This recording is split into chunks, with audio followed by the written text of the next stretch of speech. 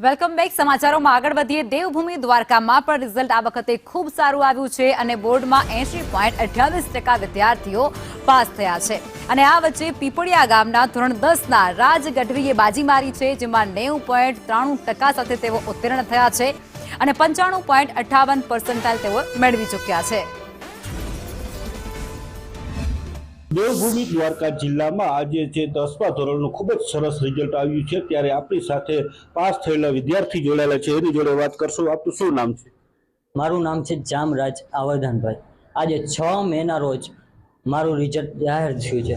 એમાં મારે 90.33% અને 95.58 પીઆરથી હું પાસ થયેલો છું। હું શ્રી જ્ઞાનજ્યોત વિદ્યાલય વિરમગઢમાં ભણતો હતો અને પીપળિયા ગામનો રહેવાસી છું અને મારા માતા પિતાઓ અને મારા શિક્ષકગણ તેની પ્રેરણાથી મને આટલા ટકા મળ્યા છે।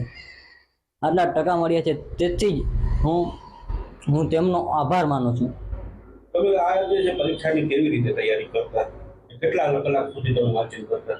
હું દરરોજની 12 થી 15 કલાકનું વાંચન કરતો અને તેમાં ખૂબ જ મહેનત કરીને ખૂબ જ ધ્યાન દઈને મેં આ પરીક્ષા આપી હતી। હું અન્ય બાળકોને એ સંદેશો આપું છું કે ગમે એટલું તકલીફ પડે પણ મહેનત કરવી જોઈએ જ જોઈએ।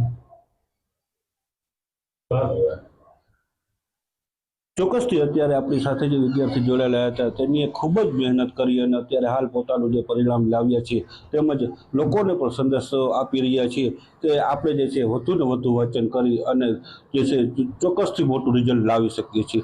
જયસુખ મોદી, સંદેશ ન્યૂઝ, જામખંભાળિયા।